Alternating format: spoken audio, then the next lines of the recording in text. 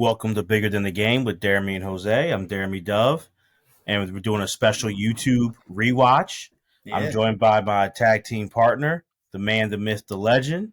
Not wearing the glasses tonight. not wearing He the glasses tonight. broke them out for our 83 Sixer podcast episode, and then he said, not for YouTube, folks. So, Not yet. Mr. Jose Ruiz, what's going on, man? What's going on, Jeremy? How you doing, man? It's good to be here. It's a special night. So, yeah, I'm happy to be here. It How's it is, going? man. It's special because this person did the first ever Yeah. rewatch with us in Bigger Than the Game history. So that's awesome. He wrote an amazing book that we had him on, first time we had him on, from hang time to prime time about NBA history. And he just wrote an article in Philadelphia Magazine. It's going to be 40 years since this team won the championship. He wrote an article, an oral history about the 1983 Sixers. Give it up for our man, Mr. Pete Coratto. Pete, it's good to see you again, brother. Jeremy, Jose, great to be back. Thanks for having me. You guys looking sharp in your duds, and I'm wearing my nicest wrinkled sweater. So I really brought out the duds for this one. Good. It's great to be here. Hey man, you just wrote this awesome article, so you get all the passes, man. You wrote this great piece, so it's all good. Yeah, journalists are not known as clothes horses. So or linguists, as you can just tell by my unintentional lisping there. Yeah, no, it's I loved writing the story, and it's such a cool team, and I'm thrilled to at least watch some of this the second half of this game 4. It's so funny because like as a kid, like I'm 45, so like when I was like 13, 14, just getting into the NBA, like the 83 Sixers were one of these mythical teams that I had heard about, but there's really no way to see them in action aside from maybe that championship season, the NBA Entertainment Video or retrospectives. But like, yeah, this is. I mean, if I were 13 and just getting into basketball, like YouTube would be. I'd spend all my time on YouTube just watching old clips like this. No, absolutely, man. And it's funny because I said it on our podcast episode that this team has a special place in my heart, a special place in my family's heart. So you're right that, even me growing up in the 90s, there wasn't a YouTube, but for this, we had old tapes of old games that me and my brother used to always watch. And after when the Sixers won, we had the local celebration show where, and only if you're from Philly, you'll know, like Al Meltzer was hosting it and kind of doing a look back on the 83 Sixers. And I still have that VHS. So like, it's something that just and we have pictures. My parents went to the 83 parade. Yeah. They were in Veterans Stadium watching like Doc hold up the trophy. Like that still means a lot in my family. So this is my favorite team. So I'm just pumped that you gave me a reason to talk about it, Pete. No, it's so funny too. Like my wife's family is from Philadelphia, South Jersey, and like this team, my father, like this team is he talks about it in an almost reverential tone, like. About Moses and Andrew Toney and Julius Erving. Like it's the team. The team really resonated with the city in a big way. And it's funny talking to a lot of people for this piece. Like Alan Lumpkin, who now is like the director of analytics for the Sixers, who was a ball boy at the time. He had a great quote that didn't make the piece, but he said like that the team represented the city, like just a hard-working, relentless, blue-collar, scrappy bunch of guys, and I think that's why this team resonates 40 years later. And plus, everyone loves a champion, so it's a very easy connection.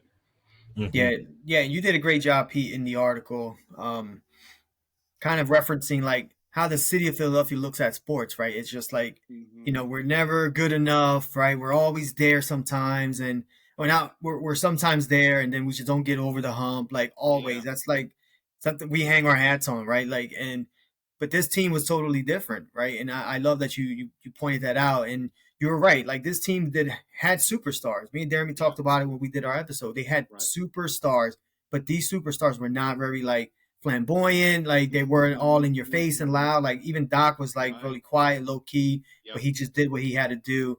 Yeah. And we were just not used to a team being this great and so dominant from start to finish of the season. And I think that's a big reason why, just the city still loves this team the way they do. Yeah, you know what the funny part about that's really well put. And I think what I think why I think a lot this team is still held in such high regard is that they were a team of just of there was not a diva on that team.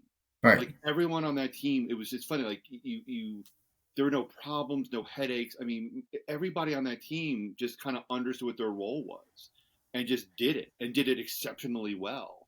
And there was no really crying for more minutes or it's funny. Like it'd be really interesting to see how this team would fare today, like with the nonstop media coverage and social media and player and salaries now being what they are. It'd be amazing to see if this team as it was configured would exist in 2023. I'm not so sure, but that's the thing. Like if you look at the players on this team, they had such a great mix of veteran leadership. Like Julius was in his early 30s, but still playing great. Bobby Jones in the same position, but he was such an unselfish, do whatever it took to take kind of player. I mean, they had a great balance of defense and offense. I mean, that team was just you know what it was. I mean, I don't know if you guys agree with me or not, but like reading the clips and going through the videos, like there's a maturity to this team that I don't think you see all that often. And I think with all the losing that had happened the previous years, I think once they got Moses, there was an understanding that okay, like we know what we need to do. Like we need to win it this year. Everything's in place. Everyone knows what their role is. Let's just do it. And it's just the one thing I think about this team is just how mature they were. Like it was just a team of grown-ups. It's great. And I agree with that. It was just that everyone kind of came together. They knew that Moses was the missing piece, and there was no excuses, and the pressure was on. Right. And I think that was huge, like you said. Like for all those years of getting close and losing the finals 3 times in heartbreaking fashion like that, blowing a 3-1 lead to the Celtics in '81. It just kind of built up like, hey, there's no more excuses. And also, I do believe Harold Katz, who owned the team at the time, I think if this team didn't get it done that year, Billy's fired, Pat Williams fired, everybody's getting shipped out. So they kind of had to do it. No, and Harold Katz, I mean, he flat out told me, like, I bought the team to win. Like, he was not one to be like, oh, yeah, it's okay. We made the finals. That's great. Like, Harold Katz was a driven guy. Like, not just with the team, but like he sold encyclopedias I think vacuums door to door. That's how he started off. Like he founded and built Nutrisystem into this, into this multi-million-dollar company that he then, used to buy the Sixers. And he was just a hard-working, hard-charging guy. Like he was meeting with everybody, like the players, the coaches, everybody. He was very, very, very much hands-on. Like that, now that's not unusual. In a world of Steve Ballmers and Mark Cubans, that's the owner is a major part of a team. Back in 1981, when Harold Katz bought the team, that was really unusual. And you're right, Jeremy. I think like if they had not won the finals, if they had blown it again, like there would have been even more trades made. There would have been more moves made because Harold Katz is not somebody who's gonna take losing lying down. No, absolutely. So I kind of want to ask you, how did this article for you come to be? Was this something you have been planning for a while that it just kind of happened? Yeah, it's a good question. I mean, as a freelance writer, I'm always looking at anniversaries. So so it made sense that in the summer of 2000, last summer. I don't know why I'm going back, like the summer of like I'm telling a fairy tale. I mean, it was not even a year ago. It feels like 10 years though. It does. I mean, it feels I'm aging rapidly here. No, I mean it's funny. I'm always looking at anniversaries and as hooks, and I just thought, like 83 Sixers. There's a story there. Like, and I hadn't really read like a ton on them. And there are a couple of books on them. Gordy Jones, who's a longtime Philadelphia journalist, wrote a really good book with Pat Williams about that season called Tales from the 76ers Locker Room. Yeah, great book. Pat Williams actually wrote a book right after that season, which is called We Owed You One, which is a really surprisingly well-written account of the team from the disaster 73 season to winning it, that 10-year journey. But like there hadn't really been anything recent that and I thought, okay, let me try Philadelphia Magazine, because I actually know an editor there, Bradford Pearson, who's a great writer, book author. He's the features editor there. And I thought, out of the blue, I thought, let me just see if Brad would be interested in this. Like, he knows who I am. He knows that I wrote a book. We know each other on Twitter. And I was pleasantly surprised when he said, yeah, let's do this. And I thought, okay, awesome. Great. And then I had to report this thing, which is a whole other kettle of fish. But yeah, it's funny. Like, I wish I could say like, oh yeah, the seas parted and I came up with this idea, but it was just like, let's see, it's going to be 2023 and 83. Oh yeah. Like, and it was nothing more complicated than that. And it's funny, like I mentioned about there really not being like a lot of books.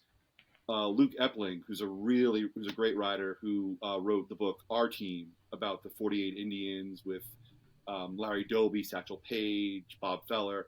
He's actually writing a book about the 83 Sixers and about Moses and Dr. J kind of coming together, and they're back. So like that'll be a really good book. So that'll be a book that I think that's a great story. Yeah, I think everyone will sort of be looking into, because again, like the history of the NBA is really, the history of the NBA then and now can really be told with those two men. So it should be a fascinating read. I'm looking forward to getting my hands on a copy. But yeah, it wasn't anything. It wasn't anything grand. I'm sorry, Jeremy. Yeah. No, that's how we do it, and we do a lot of that too. Yeah. It's a business, like, and as with freelance writers, anything, like, this, like, what's an anniversary? An anniversary is always an easy in. Mm-hmm. Again, like if I went to someone and said like, hey, I want to write the 19th anniversary piece of the 2003 I'm trying to think of a team of the 2003 Spurs, I'd probably be laughed out of the room. But with 20, 25, 30, 40, it's surprisingly easy, especially if you have a good editor who sees the potential for a story. And I would like to think I have a bit of a reputation now, so someone's not like, oh, this fucker, like, I don't know who he is. I'm not gonna 5,000 words in the 76ers. Nah. So it kind of just worked out well. Yeah. So you mentioned something, Pete, and that's a great point. And Jeremy brought this up too when we did our podcast episode. It's like in Philly, like this team is loved, right? Yeah. But nationally, we feel like this team is not talked about enough. And you were mentioning there's not a lot of books written about that. Yeah. We have our own theory, but I definitely wanted to ask you, like, why do you think that is the case? Like, we talked about how dominant this team was from start to finish, what a great playoff run. Yeah. What do you think that it's the reason for that? That's a really, really good question. And it's odd because look, the 85 Bears, they're a similar team, dominant for 1 year, couldn't get over the hump years afterward. And there are, how many books? There are a lot of books. I feel like there's a lot of stuff written about them. Rich Cohen wrote a great book about the 85 team. There's a 30 for 30 about the 85 team. Right. I mean, it's endless. Why the Sixers aren't talked about as much? Well, I have a couple of reasons. I have a couple of theories, and I'm just spinning this off the top of my head. Yeah. The first thing is that they weren't a team that had I don't think a definitive sexy style. Like if you look at the 85 Bears, it was a smash 'em up, dominant defense led by this tyrannical coach. Two tyrannical coaches, Buddy Ryan and Mike Ditka, who's going head to head. There's a lot of drama there. There's a lot of storylines there with this inventive new defense and two coaches not getting along. The 83 Sixers didn't really have anything like that. This is a team that for all intents and purposes really got along really well. There wasn't a lot of like, this player did something stupid. There was this incident. Like if you read books on the 76ers of that year, it's very smooth sailing. Like all the drama seemed to happen before that season. So there's that. I think the other problem too is that there really isn't. Dr. J isn't as sexy a star at that point as he was in the earlier 80s, late 70s when he was coming out of the ABA. You know, at that point he was really sort of an elder statesman. He didn't have the sheen of cool that he had back in the New York Nets days and the early Sixers days. And then it was also headlined by a guy, Moses Malone, who was inscrutable. Like he was somebody who was not media friendly. He was somebody whose style of play was not exactly going to be front and center of like NBA entertainment videos. So I think it's those two things, and plus the fact that the team really petered out. Like it didn't return to the finals until well after everyone retired when AI was leading the charge. And it was a team that it also happened at a time when the Sixers didn't carry the NBA. It didn't turn the NBA into a big glittery in neon lights property the way that the Celtics and the Lakers did.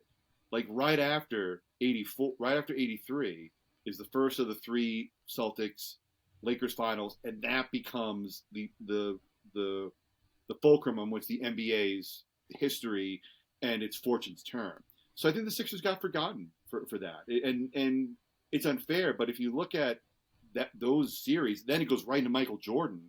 Right. The Sixers were sort of in that weird in between goosey stage where, that one magical season, and then I think the rest of the NBA really kicked into high gear in terms of marketing, in terms of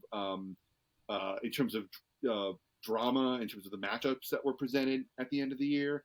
And of course, Jordan changed everything because then it became a solo effort, and teams really weren't, part of the deal anymore.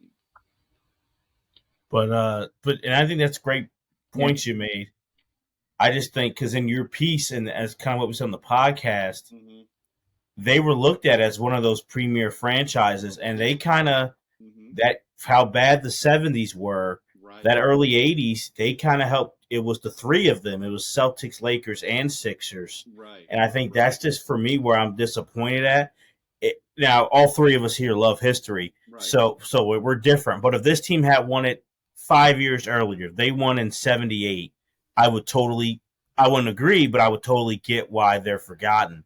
But it's just like the 80s, it was emerging, and the Philly's a big market, and it was kind of like helping to keep the league afloat at that time. Yeah. I think but I think Magic and Bird was just so perfect. Like you know what it's like. I'm trying to think. It's like if an actor comes out with a great role in an independent movie, right? Like a critically lauded, amazing role, and then and he's doing great. Like he's he's a young rising actor. He's doing great. Then a year later, 3 actors come in who are a little bit more talented, a little younger, a little more attractive, and then the attention kind of goes away from that great performance. Does that make sense? Like I think there just wasn't. We always talk about attention spans, and I don't think, especially with the NBA, which didn't have as much goodwill as it does now, there wasn't enough room, I think, in the general sporting public to focus on like 4 or 5 different teams. Like, here's a good example. Every time you read you read like sort of an overview of the 80s NBA, right? The same teams come up. The Milwaukee Bucks never get brought up. Yeah. And that was a fabulous team. That team was a fantastic team. They were great. They were guaranteed 55 wins every year. They had an innovative coach with Don Nelson running the point forward. And we never and they get completely forgotten. It's almost like you hear about Sidney Moncrief, how good he was. Like, really? Wow. I think it's the same thing with the Sixers. I think they just got caught up they just got neglected as the Celtics got great, the Lakers got great. That became a rivalry. And I think when Jordan came in, that was it. And I think it became so much about what was ahead and what was current that the Sixers just kind of got forgotten. And the fact they didn't get back to the finals didn't help either. I mean, they never quite could put it back together. Yeah. No, it's tough. It's interesting. I still think there's a big thing that is why they should be remembered. Okay. And I don't know if we're gonna. I guess I'll bring it up now. It's just. I don't have anywhere to go. Yeah, I know I do it during it's just the fact that we saw in 01 with the Lakers, right, when they, went, what was it, 15-1, and 2017 the Warriors 16-1, right, and it's always that winning percentage in the playoffs, and you see who, 83 Philadelphia, and Pete, you may disagree or agree, I'm not sure, but I said on the podcast that Moses saying faux, faux, faux, it's a known quote, but it's kind of laughed at or just kind of because of his broken, vernacular. right. But do we really put into context that kind of guarantee? I mean, we give Namath props, Messier props, but to predict that you're going to sweep the entire playoffs and you're one game off. I mean, if Shaq did that in 01 or Kevin Durant in 17, they'd be mythologized, and yet Moses isn't. That's a really good point. I think it comes down to a couple of things. And you mentioned, right, I mean, Moses Malone to me, along with Elgin Baylor, are the two most underappreciated superstars in NBA history. Yes. And with Elgin, it's because he came of age before television, when the NBA was still very much a regional league. And also the second half of his career was played with injuries, and the fact that he never won a final, he never won a championship. Moses, I think, and that's a really good point. I mean, it's you have to remember who's saying what. Joe Namath was a matinee idol in 1969, 1970. He was a living every single man's fantasy in the biggest media in the media capital of the world. And Moses Malone, was somebody who was immensely private, and he was somebody who didn't court the media because he was always dismissed as being a mumbler, unintelligent, which wasn't true. People, right. If you talk to Moses' friends and his associates, they love the man, and they'll tell you he was the smartest man in the room. Like, he knew exactly what he needed to do. And one source of the Sixers, Jack Swope, who was in the marketing department, told me that was a put on. When Moses got all mumbly and just said, would just kind of not speak clearly or not be as social as the media would have liked him to be. Jack Swope told me that was a front. Like, Moses could speak just fine. You could hear him clear as a bell. It's just he didn't want to be part of that because he had been burned as a rookie, I think, with Utah, when he had been dismissed as being, an unintelligent high school kid who couldn't speak English, which was, again, not true. I think Moses's reputation as just sort of being unfairly, unintelligent and a dope, made that something to be laughed at instead of lauded, instead of celebrated. Because again, Joe Namath says that it's on the front page of every newspaper. But Joe Namath was Joe Namath, Bachelor's 3, King of New York, the matinee idol. And he's also playing in a sport that is starting to get national recognition. Moses isn't. Moses is still playing in a sport where, again, it's disparaged as being too black, too much drugs. Throw whatever stereotype you want onto that pyre. So, with a lot of things, I think with Moses, it's timing. Because again, you look back now, that is now one of those golden chestnuts. Moses, faux, faux, faux. That's classic. That's amazing. But back in '83, if you look at the context of it, I just think it was just, again, he was ridiculed because, again, he was somebody who had stepped into that role unfairly. He had been assigned that role by the media, and he didn't do much to break it because he didn't want to be part of that. He answered questions, I think, that needed to be answered, and he was on his way. He was not someone like Doc, who was just like a spokesperson for the league. Yeah, no, those are great points. And then, again, like if you look at what he was doing in that time of his career, he was killing the league and still was He underrated was he was an incredible. I mean, that's the thing. He was an incredible player, and the thing is, he got his points and made his reputation in the most unglamorous way possible, like yeah, offensive rebounding and doing and also he didn't have a signature move. He didn't have he didn't have the finger roll. He wasn't dunking from the free throw line. He wasn't a stylist. And back in the 80s, and if you look at the players that became popular, they were stylists. They were artists in the air. And Moses Malone was about 40 minutes of huffing and puffing and pulling down 20 rebounds and and and just work. And that certainly will gravitate you to a fan base, but it's not going to gravitate. It's not going to get the attention of a 5-year-old or 6-year-old who's just getting into basketball. They're going to look at right. Dr. J. They're going to look at Magic and look at Larry. But that's why again, like Jose, you're right. Like he was just if you look at his numbers, at Moses Malone's numbers on Basketball Reference, which I do because I'm a giant nerd and I love this stuff. I think he had something like 13 or 14 straight seasons of 20 points and 10 rebounds a game. He did, yep. Yeah. You know how hard that is? That's insane to put up. It's hard to do it for one season. Or 5. Like we lose our mind, again, like, it's if you look at Tim Duncan, Carmelo, like those guys, their rebound numbers dropped after like season 8, 9. They weren't putting up 20 and 11, 20 and 10. They're going 9, 8. Moses did that well into his mid 30s. Like he was still doing that. That's crazy. Like that is insane. And it's one of those stats that I look at. I'm like, how was this guy not talked about more? And I think it's because he wasn't a stylist like Dr. J, and he wasn't a media gold mine like Dr. J.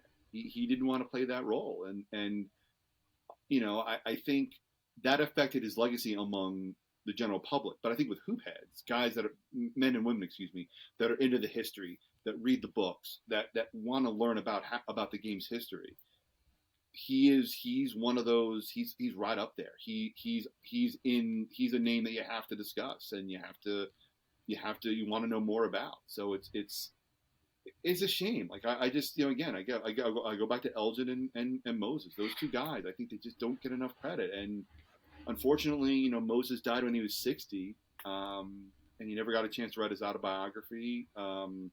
Never really got a chance, I think, to set the record straight. Not that he really wanted to.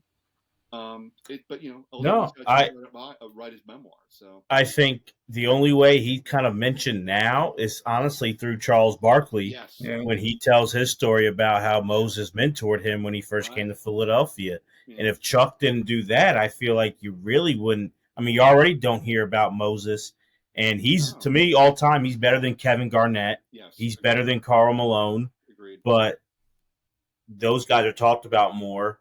And even sometimes I see them put higher in some rankings sometimes. That just really upsets me. Yeah, I don't get that either. I mean, to me, like what he did in 81, carrying that Rockets team into the finals. I mean, right. That's nuts. Malone and Garnett never did that. Never. And Moses took, Mike Dunleavy and Robert Reed and Billy the Whopper Paltz, and he took them to the finals and took the Celtics to 6 games. That I don't understand why that isn't talked about more. Like that should be a 30 for 30. That should be like a Fox Sports documentary, like Houston 81. I agree. It's an incredible. I mean, that's again, they're still the only team with a losing record to make the finals. And they nearly won it. That's how Pat Riley got his job. Okay, yeah. Because they beat the Lakers. Yeah. And then Magic and Paul Westhead were beefing. Yeah. Yep, that's so right. then Magic wanted to trade, and then Bus fires Paul Westhead. There's the emergence of Gordon Gekko. Well, yeah. I mean, and look, that's the thing. I mean, it's what's so funny is that if you read Jeff Pearlman's book, I mean, I know you guys have had him on. Like that originally, I think they were going to do co-coaches. It was going to be Pat Riley and Jerry West. And Jerry West said, like, I'm not doing this. Like, it's all you. Pat, it's all yours. You take it. He wanted nothing to do with being a co-coach. But it's But Jeremy, like you're right. Like Barkley is someone who's sort of taken the gospel of Moses Malone and has sort of been his spokesperson. But if I've talked to a few people who knew Moses, and I spoke to teammates for this piece and for the book, and you'll be hard pressed to find anyone with a bad thing to say about Moses Malone. If you play with Moses Malone, you love the man. Like he was just, Dale Ellis told me that he was, he used the best phrase I've heard. He called Moses a relentless friend. Like Moses was the one who was going to call you. Like he'd pick up the phone. He was going to be the one who's going to reach out, make sure how you were doing. If you called Moses, he was going to call you back, and within like hours. And it's funny. Like with Moses Malone, he might be maybe one of the last superstars that we're going to have to construct out of like folklore. Like with people's memories, and Charles Barkley talking, and Julius Erving. Like he's someone who came of age really when there wasn't a ton of media around, and his whole life wasn't chronicled the way it is now with players. So it's he might be the last sort of superstar that isn't manufactured and publicity ready like they are now. And I just say this because, we opened the show and we on our podcast and here talk about how they're beloved in Philly. Mm-hmm. They're beloved to me and my family and so many people. Yeah. Not until I very recently, and I read the books that you mentioned on this team and all, that I sit there and really think about how impressive a feat saying "fo fo fo" really is, and like that. Right. It gets taught. It's one of those weird things that the quote is known. But I don't think people really give it the gravity of what he said, and then what him and the team went out and did with it is just mind blowing. It is. It's an incredible accomplishment. I mean, to go 12-1 in that stretch is remarkable. And you're playing, and they played good teams. They played a feisty New York squad in the first round that had Bill Cartwright when he was still spry, and Bernard King. Huey Brown's the coach there. They're a team that's coming up, and 84 they'll make some noise. And again, they dismiss a really, really good Milwaukee Bucks team with Marcus Johnson, Sidney Moncrief, Bob Lanier, and I think his last go around. And then they dismiss the Celtics. I mean, they demolished the Celtics, who were shorthanded, but still, like that team still had Kareem, Jamal Wilkes, Magic Johnson, coached by Pat Riley. So it wasn't like they had no one on the floor. And Michael Cooper was on there. No, Cooper was out that stretch. But yeah, that's still 3 Hall of Famers in your starting lineup. So yeah, it is a remarkable run, and I think Moses sort of being like the court jester in a way, or being the sort of the Frankenstein's monster of sports history, unfairly, I'll add again, is kind of turns that into more of a oh ha ha ha than like holy shit, like he very well may have like written a check and cashed it. But it's funny too, like, but I'll ask you guys this, like, do you feel there are other athletes that sort of have that stigma because of how they're portrayed, either by the media, by our memories, by our public? Because like Moses kind of strikes me as someone who we never really got to know. But are there other athletes where you feel like, you never got to see them in their true light because of how they were portrayed? Their true light, I guess, because I feel like a lot like we did a show, like, we're both, Roberto Clemente means a lot to us. And Roberto Clemente went through that in Pittsburgh. Very much so, yeah. That's a good point. Kind of like when he was playing the way Moses did throughout his career. Mm-hmm. I mean, I guess, when he played, I feel like Terry Bradshaw had that. Now, he flipped it around, but, he did. Him, that whole dumb stereotype that was wrong. A lot of people talk about that. Even with Michael Ray Richardson, we talk about the 84 Nets, but with his stuttering issue. Mm-hmm. And there's a lot of things about, even with that quote, that the ship be sinking. Yeah. and how writers cover and how they do the quotes. Yeah. So there's like a few athletes who I feel Yeah, it those are kind good of ones.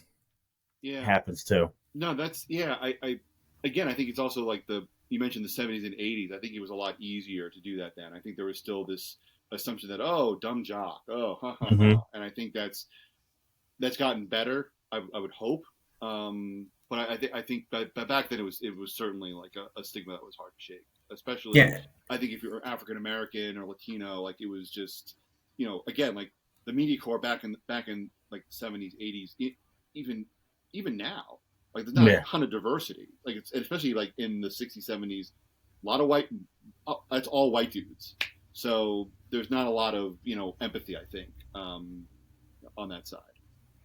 yeah. I mean, you got guys now who are becoming famous and making a lot of money off of it. I was thinking like Rob Gronkowski, like playing that Yeah. really dumb like college jock, and and people love him for that. And again, Mm-hmm. I don't think you can do that if you're an African American or a Latino player. Like I don't think that's Yeah. it's not, you're not able to do that. I think nowadays, especially now, it's a lot different now. But Right. especially like you mentioned, Pete, back then, like you had to be very well spoken, things like that, in order for you to get positive press. And Yeah. that's definitely a shame, because again, Yeah. it makes people guarded. And Jeremy talked about Roberto Clemente. Then now Yeah. you don't speak to the media, and then that's another like level they add to it of like, what is Exactly. this guy about and things like that. So it's definitely a shame. Yeah. No, I mean Kareem was the same way. I think, and I think I that was was his. that's another one I was going with. I think Kareem. I think Kareem. I mean, from accounts that I've read and reporting I've done, like he did a lot of that to himself. Like he was just, I think, by nature a curt guy. But like again, like imagine being like not only are you 7'2" or 7'3", but like you're the best, like but like you are, you're the best player in America for years. You're always singled out for your height, even if you just walk down the street. Like you're just, no one wants to ask you about your opinion on your about your interests or about what you're curious about. Like they're gawking at you. And then and then you go and then you go into into the NBA, which is still like the height of a league that's being misunderstood and being scoffed at as being too black, too whatever. All the stereotypes, like they were like en masse at that time. And then he becomes a Muslim, which is again like even now most white people, if you mention like, oh yeah, I'm a Muslim, it's a religion that they either don't understand or they don't want to understand. So Right. with Kareem, I think a lot of those things really, I mean, it boxed him in. I mean, again, like if you're 15 and you're being photographed by Richard Avedon, like Right. that is, that kind of that puts you in a different sphere. And then to be, you know, to win like he did at UCLA, which is a very conformist, very straight laced program. Yeah, I mean, I don't think I mean, I think he's only now really becoming his true self. I mean, with the books and his columns, which is great. But I mean, it would have been nice if he had been able to have that freedom like 35 years ago. Yeah, that's No, the first name I absolutely. thought of when you asked that question. I was like, man, like I can just think of a young Kareem, like just being so Yeah, guarded. And I don't want to say, because he's definitely, I don't think people thought of him like the dumb jock. I think he was very no, smart and very elegant, but right. he was just super guarded, and he had to be careful what he was saying, especially when he converted to Yeah, Islam. So it's yeah, that's the first yeah. name I thought of. That's a good one. No, I mean, it's yeah. I mean, it's so interesting. I mean, that again, like if you were talking about the '83 team, like that really was all those things are still there. Like everything that we've discussed, regarding, I think, the portrayal of African American athletes in particular, it's still very much in play at this time. It's still, and and again, it's a shame. I mean, I think that again, there's always reporters that are looking to get deeper and looking to connect with athletes as people, but I think too often the opposite happened, which is how Moses Malone kind of gets overlooked, not overlooked, excuse me, but portrayed unfairly. Right. Right. So it's just, yeah, it's kind of, it's a very, I mean, it's a nostalgic time in a lot of ways, but it's also a time that makes you think to yourself, we really did it that way. Like this is how the media approach things. This is how the articles were written. Really? and it's just it's a little it's funny, it's a little sobering to go back and dive deep into that. Yeah. No. Pete, and we're going to get to the rewatch of Game 4, soon, but reading that article, and I love the oral history layout. When anybody does that, I'm always hooked. I just think that's such a cool way to write an article or a book. But interviewing all these people, I don't want to get you in trouble here. I hope it's not bad, but was there someone who you got to interview for this article who you maybe had some preconceived notions going into about? Either way, and then you were totally surprised when you got talking to him? Oh, that's a good question. That's a really good question. I'm trying to think. Preconceived notions, speaking to people. That's a good question. I mean, I am trying to think of someone like someone I thought, oh, this is going to be a dud, and this person turned out to be great, like that kind of situation. Yeah, or you weren't sure if they were going to be like how much you could get out of them, and then it wound up. Here's a good example. Harold Katz, the owner of the Sixers. It took me forever to reach him. Like it was literally the 11th hour that I was able to talk to him, and I thought, okay, like he's just going to give me boilerplate stuff, and he's going to talk about, okay, like this is how it was, like, oh, the good old days and blah blah blah. But when I talked to him and asked him some questions about, like, what he was like and how hot he ran as an owner, like he was just so candid, and he was like, I thought, okay, maybe I have 20 minutes with this guy before he says, okay, I'm going to go back to doing whatever rich retired. Playing golf. Yeah, like I don't know. I mean, just I thought, okay, I have maybe 20. We talked for about an hour, and he was great. And he's one of those guys. It was one of those situations where I thought, oh man, like this is somebody who, I mean, I've talked to rich people before, and it's sometimes a mixed bag. Sometimes they're surprisingly open and honest, and they're just they haven't lost their compass, I guess. And sometimes they're just they're just completely out to lunch, and it's like, yeah, I don't exist in this world, and I'm not welcome here.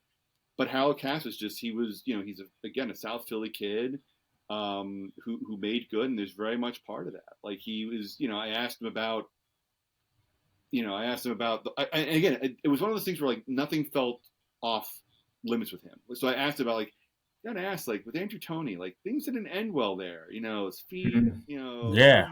Couldn't he's like, no, that was way overblown. Like I text Andrew all the time. And Andrew Toney, I mean, and there's some truth to that because Andrew Toney was with Harold Katz in Vegas for the 30th anniversary celebration. There are pictures. So like he does have a rapport with Andrew Toney miraculously. Yeah. I gotta chime in here then. Yeah. So and you're right. I remember Andrew came back to Philly for 25 or 30. But so then why is Andrew still, it seems like he did it at one time, but he's still ghost from like the city. Andrew Toney is a ghost essentially. Well, to the media, to people that want to talk with him and have questions about, hey, like, what was it like to light up the Celtics in the 80s, or like, gotta ask you about 83. What was that like? He wants nothing to do with it, but amongst his friends, his teammates, he is like the jokester. He has a great sense of humor.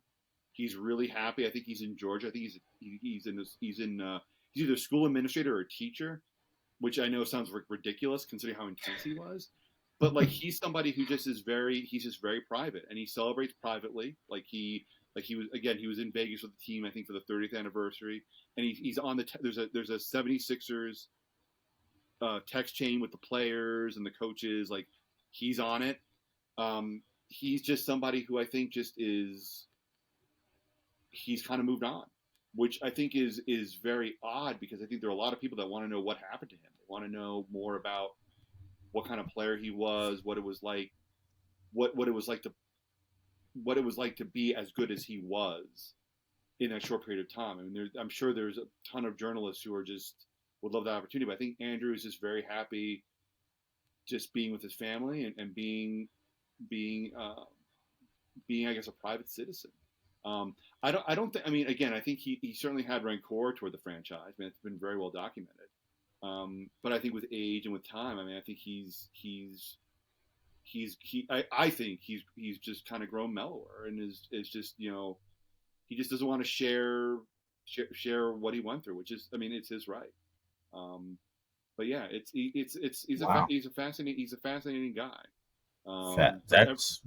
You dropped some nuggets there. I thought that beef with Andrew Toney and Harold Katz was still going on to this day. No, it's not. I asked. Look, I mean, there's a lot. Look, the terrible thing.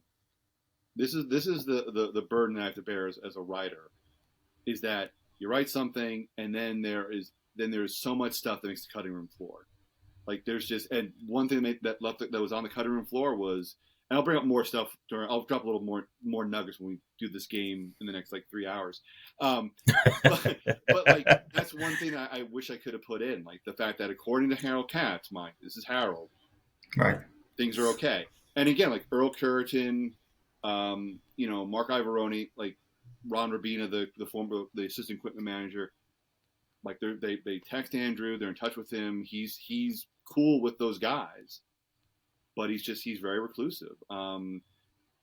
Yeah, I mean but yeah, he apparently there, but he is he going to be going to Philly for the 50th or the 45th anniversary?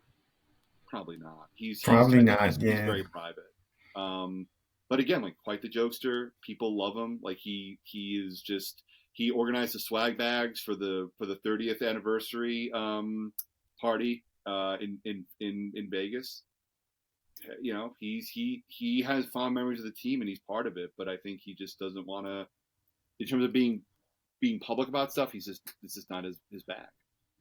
Yeah, talk about one of the biggest what ifs and players in Philly lore, like such a like mythical, like remembrance of Andrew Toney. He's definitely one of those guys that it's just like, oh man, like what if, like, he could have stayed healthy and what would have happened, moving forward with the Sixers. That's the saddest fucking thing though. Because again, like I think what people forget is, Doc was getting older, Bobby Jones was getting older after 83. Like they were in their early 30s, and Bobby I think retired 3 years later, Doc 4. And they were on the downswing of their careers. Everything was set up for Andrew Toney to take over and be the guy. And he was set to be the guy. I mean, I talked to Sidney Moncrief for the story. It's a great quote. Sidney Moncrief is one of the best defensive guards in NBA history. He won the first 2 Defensive Player of the Year awards. I asked him about Andrew Toney. I said he was unguardable. I couldn't do anything to stop. This is Sidney Moncrief. Okay, this is somebody who Charles Barkley said I think was one of the hardest guys who ever guarded him, and he had no answer for Andrew Toney. He said Andrew could do everything. So I think there was very much a plan. Like, okay, you know what, we get Andrew, and we have, Doc retires, Andrew goes right in. We still have a really good nucleus. I mean, you have to wonder how many championships did they win with Andrew Toney taking over. 1, right? 2. Then you add Barkley a couple of years later, and then you have that duo moving forward. Like, and Barkley never had a good number 2 guy with him. That's the thing. Right. He has Andrew Toney. He suddenly has his 1A or his 1. Right. Yeah. He never quite had that in Philly. It's a shame because I feel like opposite of the team nationally over the past few years, Andrew Toney is getting that, Bill Simmons said, like, most underrated star of the 80s, Andrew Toney. Danny Ainge and all those old Celtics talking about, hey, we either bring Dennis Johnson in to stop Andrew Toney. Like, he's starting to get that buzz, and it'd be great to hear him talk or to someone to do a feature with his participation. And I mean, the part of me is like, I wish he would, and part of me definitely respects that. Hey, when he left, he left. Yeah, I mean, and there's something just so poetic about that, isn't it? Yeah. Like, you know what? I rode off into the sunset, and you can give me my flowers. That's great, but I'm happy where I am. And I think that's a hard notion, I think, for sports fans to shake. Like, don't you want the attention? Like, don't you want to be have your celebration at in Philly in front of the fans, and don't you want to talk to, I don't know, Woj and Shams and whomever. But you know what? Like, there's so much to life beyond just beyond just sports. Like, for a lot of these men and women, it's something they did for a while. It was a job. They did it well, and they're more than happy in the second part of their life. And it's and I just hope with Andrew or anybody who steps away that they're enjoying that part of their life away from the game, because we've seen how hard it is when athletes can't let go, when they stick around for one season too many, when all they have to talk about is just the good old days. So the fact that Andrew is apparently happy, I think he's in Gwinnett County in Georgia, teaching school, rides his motorcycle a lot from what people have told me. The fact that he's happy with that, there's something lovely to be said about that, even though it doesn't make for a good copy. But hey, sometimes there are other stories. We can find other things to write about. It's not the end of the world. Absolutely. So you guys ready to? Yeah, I'm ready to jump into this game here. Yeah, maybe I'll be in bed before 1:00. That'd be nice. That's why we're doing halftime, so we'll be good. No. I love talking to you guys, and I feel like I've talked way too much. So I apologize to listeners out there after hear my stuffy head cold. No, this is great. This is great. No, this is awesome because you're giving a lot of great perspective here and understand it. And to me, you have a good headline here about Andrew Toney and Harold Katz are cool. I did not know that. Yeah, that is what Harold told me. Now again, if you go down to Georgia and knock on Andrew Toney's door, he doesn't shoo you away with a broomstick. You'd have to ask Andrew. But according to Harold, everything is good. And he said, yeah, I texted him yesterday. So apparently, and everything's cool. And you said that Harold Katz was like cool to talk with. I would have lost money on that too. So yeah, you know what? It is the wonderful thing about reporting is having your notions shattered. Yeah, you mentioned that earlier. Like, that's the best part of interviewing anybody, is being blown away by who they are when you talk to them as people. Oh, there we go. See, look. Oh, yeah, greatest games. I know I've seen this. And it said for people who, if you watch the Lakers Dynasty thing on Hulu, like the Legacy docuseries, they talked about for '83 that we could have beat them if we had McAdoo and Norm. But you saw that stat line. It said the Lakers led at halftime in all 4 games. Yeah, and we were talking off air, the three of us. Like, the Sixers didn't really blow out anybody in their series. Like, if you look at the box scores on Basketball Reference, they're all pretty close. Like, even the New York series, Frankie Edwards hits a game-winning jumper, in one game. So, like, there he is. Look at that. So yeah, poor Kurt Rambis. Oh, Rambis. Ivoroni, the Eastern Rambis. By the way, Mark Ivoroni, if you get a chance to talk to Mark Ivoroni, clear your calendar. An amazing, really? He was fantastic. Yeah, I love what he said in your article about, hey, people, which I wondered if people would critique, because I know a lot of people wondered why he started and not, the Hall of Famer Bobby Jones. Yeah. But him saying, hey, I got to be around these great guys, be a part of this great team. He had really great perspective of him doing his part, and then him even saying, we might be down 7 with me. Bobby comes in, they go on this run, and then we're up 5. Like, it was really cool to see how he handled being in that position. Yeah, he was. I mean, I again, that's we talked about there being maturity to this team. I mean, that's a perfect example. Is Mark Ivoroni, stepping into this role, and Bobby Jones being like, okay, like, if that's what's going to help the team win, I'm in. And and that's I can't imagine that happening so smoothly now. I'm sure there'd be, and again, I think part of it is, and I'm curious to hear your guys' take on it, is because we live in a 24/7, hot take culture where, we kind of just spout opinions until, the next dilemma comes along. I think, and they're Sixers down 12 here in the third. 12. I think for the Bobby Jones, Mark Ivoroni thing, that would have happened now, because Bobby Jones was the truth. And, like, not to make it about religion, but I remember Pat Williams saying this quote about Bobby Jones where he was a Christian through and through, and it wasn't about preaching at you or anything. He just walked the walk, talk the talk. Yeah. So I think Bobby would have done that at any time. Yeah. Oh, look at Rambus blowing the layup. Look at that. See, that's the unglamorous thing. Moses gets the rebound. Right. Great outlet pass to Cheeks. Like that's the stuff again that, like, if you're 6 years old, you're not gonna be like, oh my god, but it's, if you have a little bit of seasoning, it's pretty cool. Going back to Bobby Jones, Frankie Edwards told me a great anecdote, which again, cutting room floor. The back of the bus, of the Sixers team bus, was like there's a lot of always, carrying on. Okay, why is Rambus now the center part of the offense? There he is. Goaltend? No, yeah. Or Bassett, yeah. Yep, goaltend. Yeah. The back of the bus was everyone was like cutting up and making fun and doing all that good stuff. When Bobby Jones would walk to the back of the bus to go use the bathroom, everyone got quiet. That's the kind of influence Bobby Jones had, where he wasn't somebody who was going to just beat you over the head with dogma, but he was just somebody who just commanded respect. Wow, look at that. 85 to 55 rebound edge.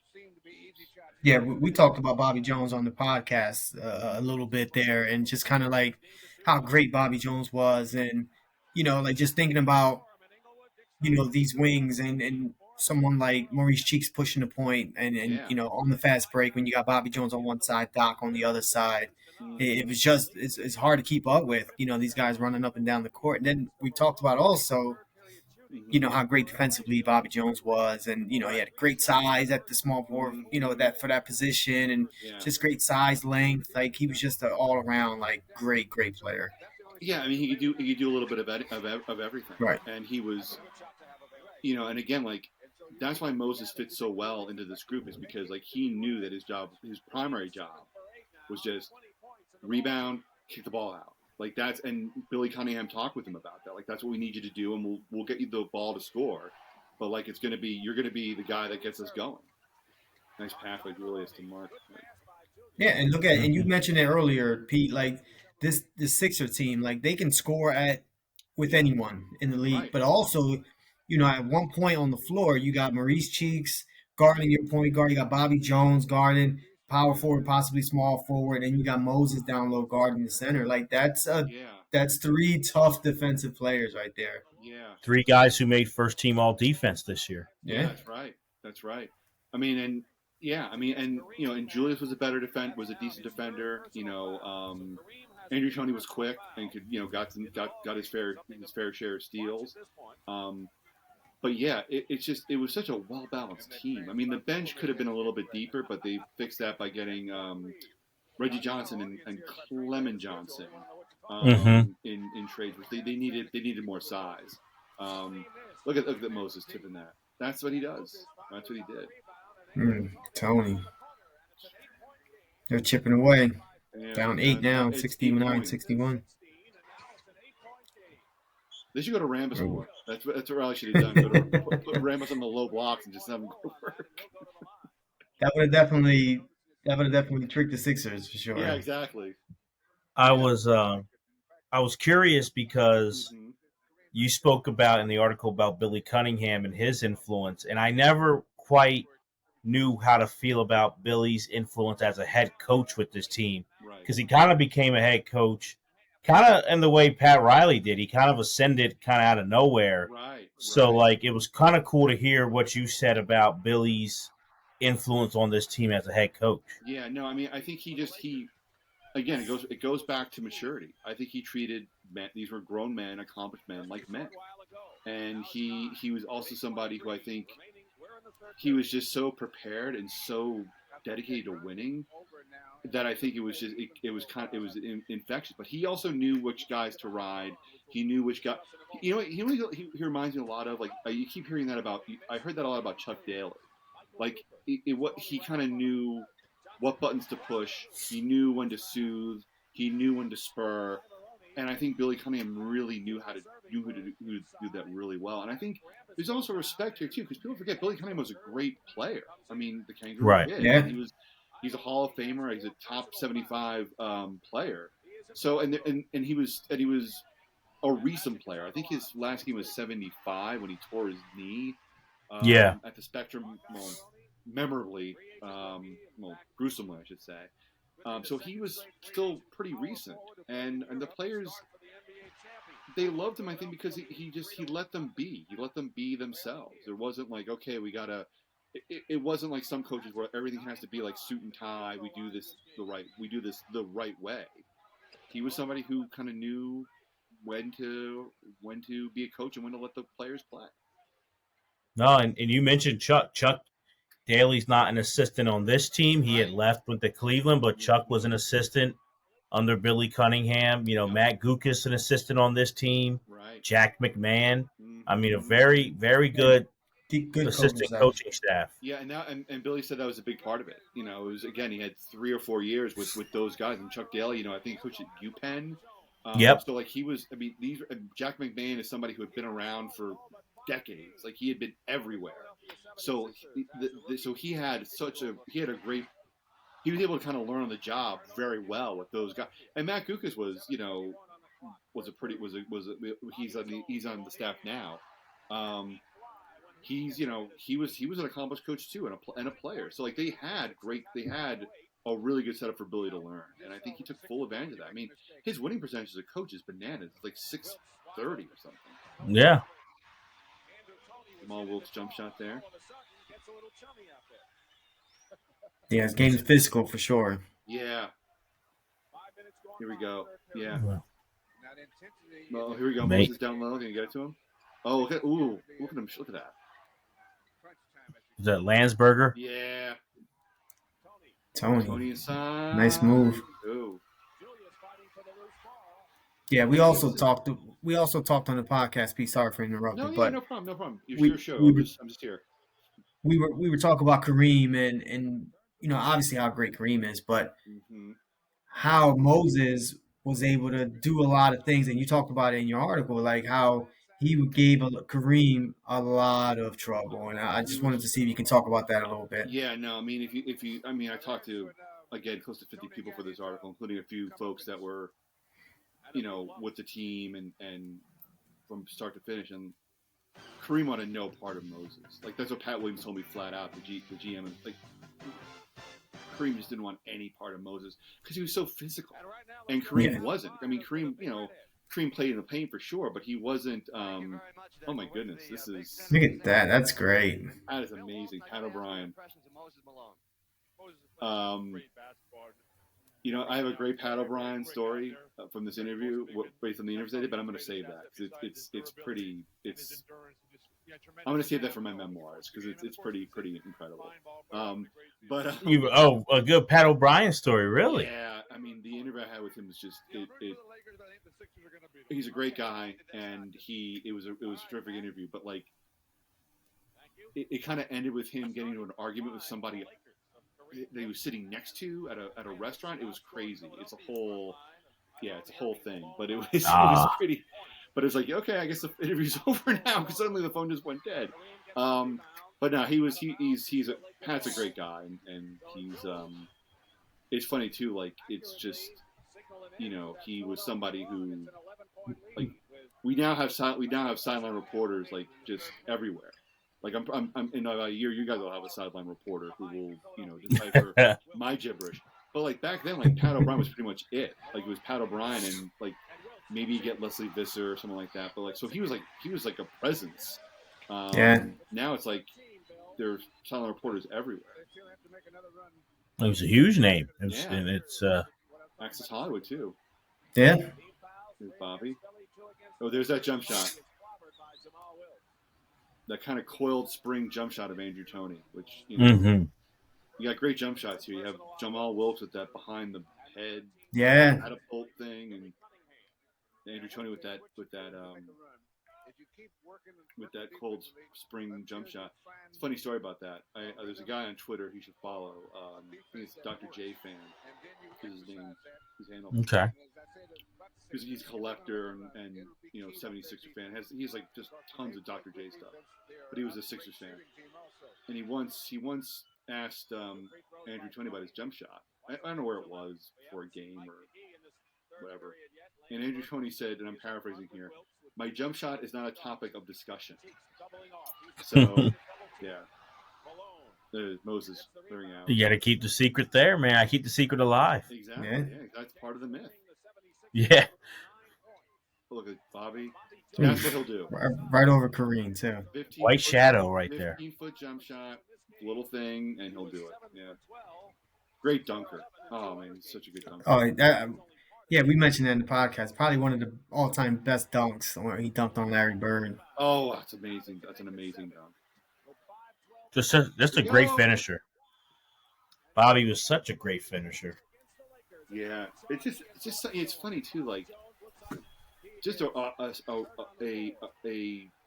pass on the defensive end, but somebody who just now scooters down the court and just finish with either hand. Like, just he's such a cool little player. He was such a great player. I mean, I could say his humility is legit because my brother and I guess it was the year that the Sixers drafted Fultz when they won yeah, it must have been when they drafted Ben Simmons. Yeah, I'm trying to think when they won the lottery. And we were at the Sixers had a party, like a draft party, right. And they announced all the old legends, and Bobby Jones is one of them. And then AI was the last one, and a big cheer for him. And everyone goes toward AI, and Bobby Jones is our mom's favorite player, right? Oh, really? So we went to and we went right to Bobby because no one was around him. And we were like, "Hey," we said, you're our mom's favorite player. He's like, "Oh, that's just amazing. That's so kind." And then we're like, "How's it feel being here?" He goes, and dead on, he just goes, I'm humble that they mentioned my name with Allen Iverson, and I'm thinking most old school players would be kind of bitter about that, exactly. But he was like, "I'm humbled that I'm with AI. Like they said my name with him. Like I just can't believe it. Yeah. It's just great." He was legit the most humble dude ever. Yeah, I mean again, everyone talked about Bobby Jones. Again, he's universally revered. He's somebody no one's gonna have a bad. Is that great? The same way that no one has a bad word to say about Roger Staubach, nobody has a bad word to say about Bobby Jones.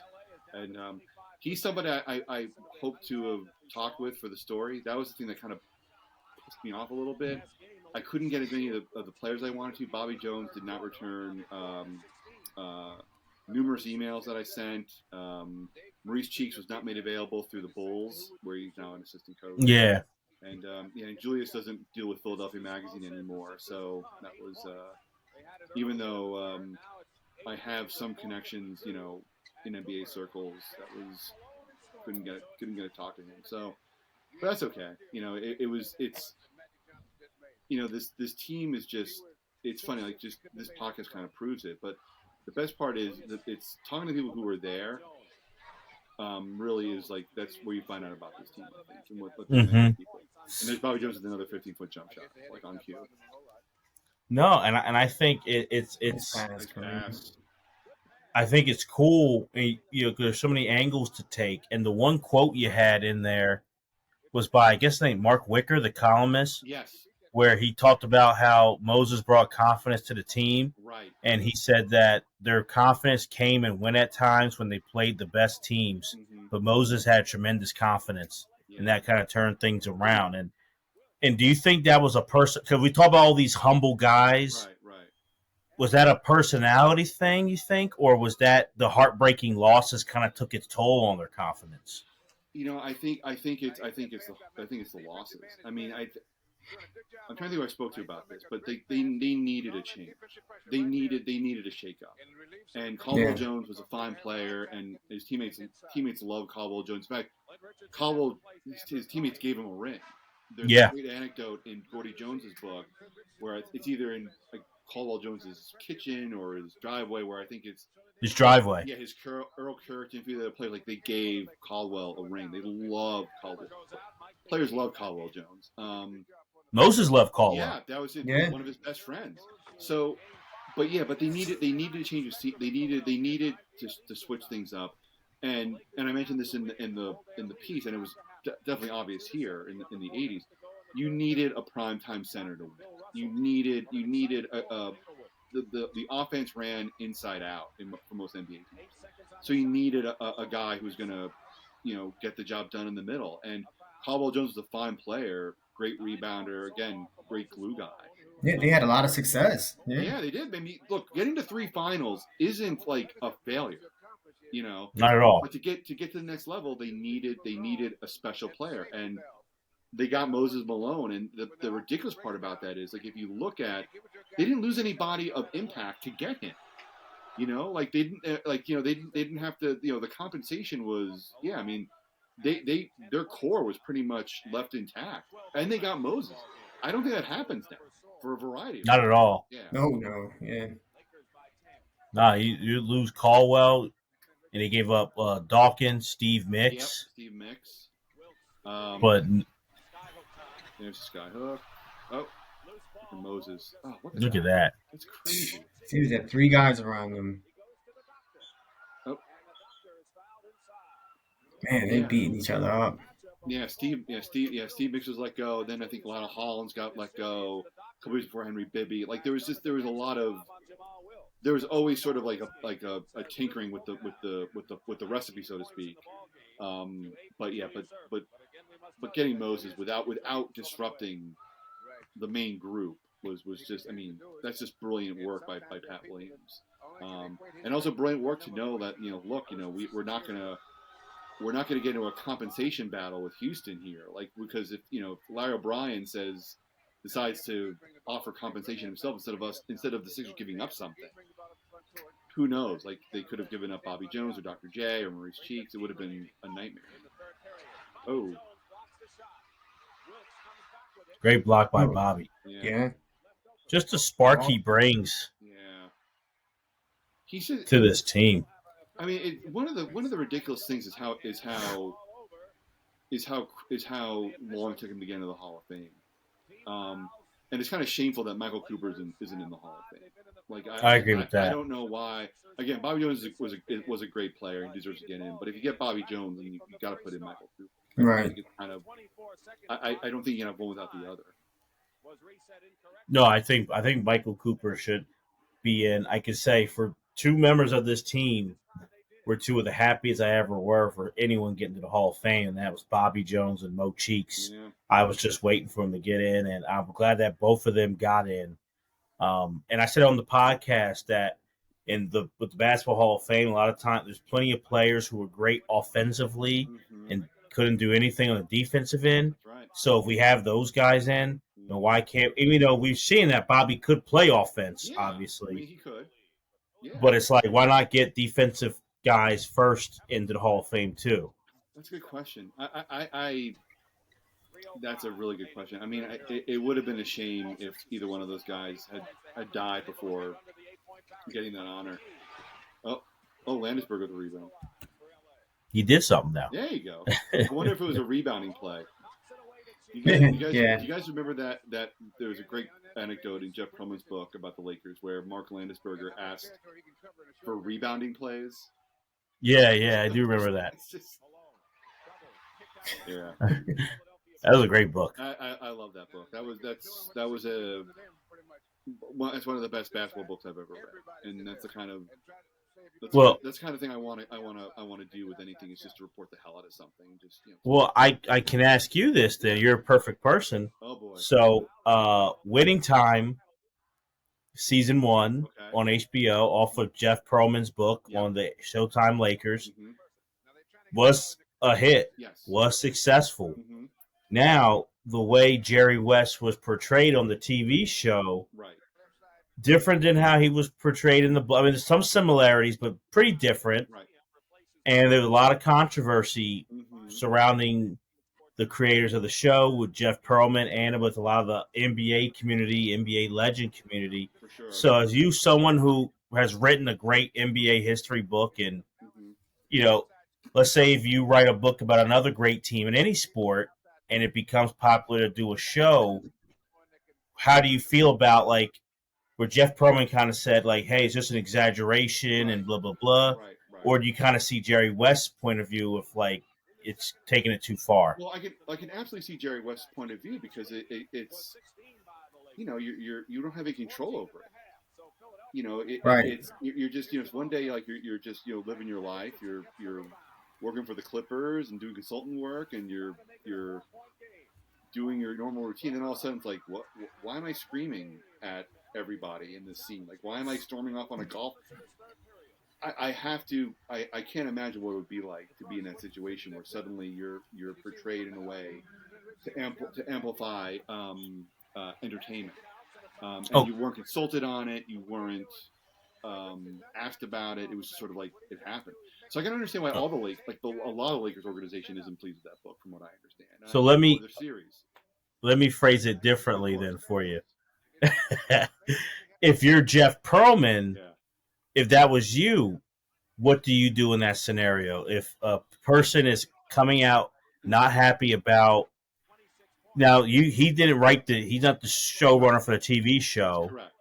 But he's a part of it. Right. Do you come out and kind of say, I stand? Would you have stood with I stand with Jerry West, or do you kind of say nothing? Or yeah, here's what I would do. I would reach out to if someone took umbrage with something that was on a TV show based on a book, based on one of my books or articles, whatever. I would reach out to them personally and privately, and just explain like, look, this is a dramatic representation of a nonfiction book. The book still stands as it is, and the book or the article was reported and vetted, and I stand by every word that I've written.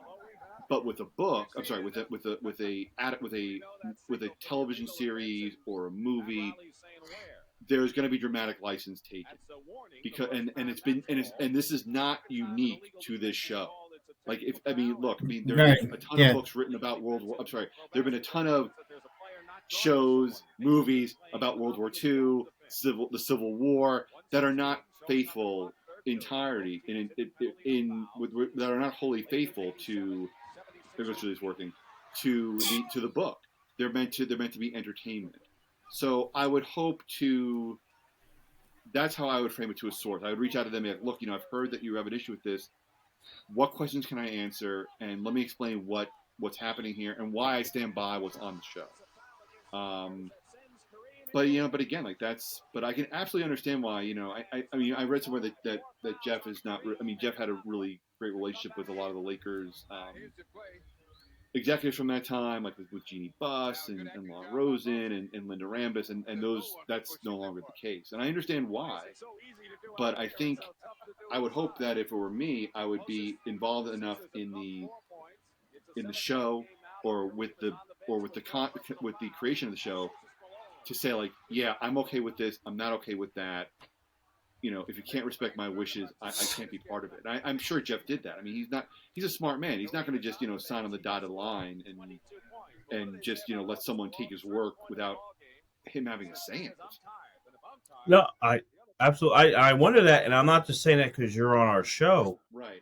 I totally think the book that you did, from Hang Time, like I think you could make a show about that, about the NBA offices. Oh, I agree 100%. And I would love it if that happened. But but again, I would want to be involved. Again, this is way beyond. We're talking about hypotheticals here. So yeah, if it were me, I would want to be involved in the creation of it. I'd want to be involved. I'd want to know what the screenwriters were thinking. Again, because like this is ultimately my name is attached to it. It's so right. I would want to have some creative control. Look at that. But I think it's also those fast-breaking Lakers. Oof. Look at that. Look at the wires right there. the cable wires right there. That's a tough foul, Bobby Jones there. But that's just a regular foul now. That wouldn't be a flagrant 1 or a flagrant 2. Yeah, they'd be reviewing this. Yeah, Bobby might get tossed now. It'd be 5 minutes of like, of bringing in, I don't know, oh God, Steve Javy for nothing. Yeah, that was a foul there, Mike. And when you slow it down, it doesn't look that bad though. It shouldn't be.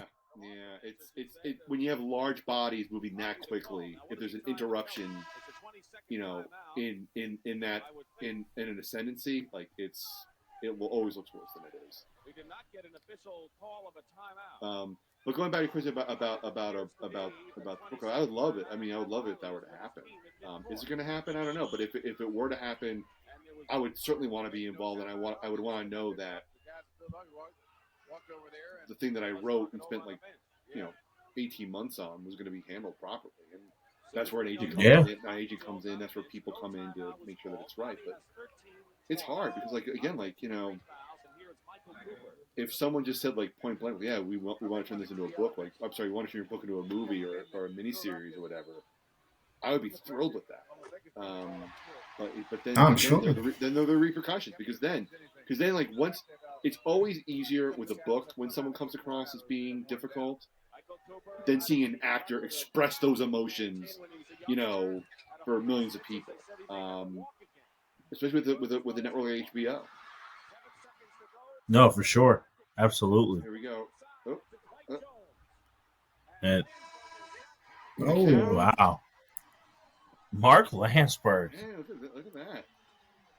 Bring the lead back up to 11 to end the third here. That's crazy. Again, another Laker girls. It's so funny look how plain the outfits are. Yeah, no. Yeah. Isn't that, it's so full shirts. Pants. Such a time capsule, this thing. 40 years. This is 40 years ago on the 31st of May. It's so funny. This is a game that I was not into basketball. I was really into sports at this time. I was 5 years old, and I was just I don't know, playing with Lincoln Logs or something. We really weren't a big sports household. So if I were to ask, if I went to my parents and said let's put on the Sixers game or the Sixers Lakers game, they would look at me like I'd be nuts. Ooh. Nice. Look at the doctor. What's funny is Julius is 32 here, which is in today's sports landscape is nothing, but back then he's an old man at 32. Plus you have to remember he played all those years in the ABA on bad arenas and buses and just being ferried about like cattle. But it's funny. But Moses too is 27. He looks like he's 35 here. Yeah, Moses looks so old. He does look really old. He was he's 20. He's what? It's just, again, I think it's so funny when you look at players now, if you look at old footage, they all look like old men, grown men. It's the mustaches. I think that's what it is. You look at Billy Cunningham, he's 42 or 43 here. It just doesn't compete. There's Bobby Jones, there he comes. The first ever Sixth Man of the Year award, Bobby Jones won. Unbelievable.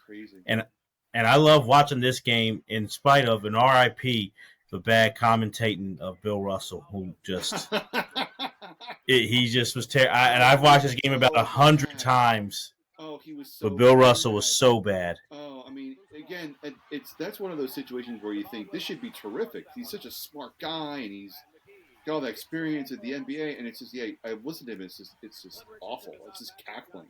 Oscar Robertson too is terrible. Yeah. Again, I've interviewed him. Smart guy. Oh, here we go. 2-on-1. Ooh. That was Clint Richardson could play. Now it's down to 3. And again, here's the funny thing about this. Watching this, I know I'm yakking like a moron here, but no, that's great. Watching this, there's no panic from the Sixers. No. Right. They're just so composed. Okay, we're down by 13. All right, we got this. We got this. They're and what's amazing too is that this squad, it's their first year together, and they're just so in tune. It's crazy. Yeah, no panic. Just systematically just breaking the Lakers down. Doing it defensively too. That's what it is. Look at that board. Moses, that outlet. Bobby saves it. Great save. See, that's the kind of stuff he would do. Save an errant pass, hit a couple 15-footers, play great defense. Here's Andrew. Here we go. Clint Richardson. Oh. In and out for Clint. Yeah. Who was huge in this Huge in this series too. Yeah, Clint Richardson came in, brought good defense on Magic in one of the opening games at the Spectrum. Yeah. Great game 2 was known. Errol Curitan came off the bench, hook shot on Kareem. Yeah. Spectrum went wild. Yeah, Earl Curitan, great. Again, if you guys get a chance to, nice move. Oh, Moses in the trees. That again, like he's surrounded with Magic Johnson and Kareem, and he gets the rebound. Unbelievable. Yeah, he's not like 7 foot, like maybe 6'10", maybe, but closer to 6'9". I mean, just again, like nice fast break. Ball doesn't even touch the ground. Yeah, Pete, I don't think people realize too. And I think you know more about it. How banged up Moses was. I know toward the end of the regular season, and then going into the year, like people, they were 67-15 in the regular season. I think Moses missed some time. Doc missed a few games. Like they have that great record, in spite of like some guys missing not significant, but some injuries at key points. This team could have won 70 this year if they don't have that. Well, Billy Cunningham kept it, knew the pacing, and and Moses played a lot of minutes. Like, I mean, again, they didn't really have a lot of great depth at the center until I think mid-season when they got Clement Johnson and Reggie Johnson. That was a big help because like they were able to give Moses some rest because he's putting in like 40 minutes a night, but this team didn't really have a lot of like major injury problems, which is miraculous. And Moses especially, I think Moses played like 72, 73. I mean, he played like a full slate of games here. So he was, it's kind of I mean, talk about luck and timing with this stuff. It's a lot of luck here. Again, because we talked about this, then, a couple seasons later, look at that. Andrew's feet start to go, and that's it. They don't really have that same luck. Jeff Rulin gets injured, almost immediately. But he's injured on a plane. Yeah, I mean, it's just it. But his knees near the end, like there was concern, like his knees were not like, great rebound. His knees were not in great shape, but like they had a week before their series started against New York. Because remember, you had a bye week if you were the first seed back then, so there was a week of rest, and Moses took advantage of it. And I think, but Harold Cass told me like Moses was going to play. Like he played through everything. Like he was not someone who's going to sit down and take a breather. And it's funny we mentioned this as the Sixers are playing tonight. Joel Embiid is sitting, so like he wasn't going to do that. Oh, nice pass. Sixers won tonight. Oh, they won? They won game 1, yeah. They beat Boston. I was going to say, is it like a state offense for you guys to be doing a basketball podcast on the Sixers and not watching game 1? It seems like there's something. Like they would have lost if I was watching it.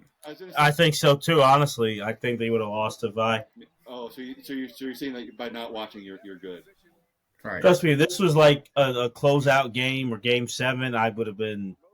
You would have seen that message from me, Pete. Like, hey, sorry. I understand. Sorry about it. Can we reschedule? Yeah.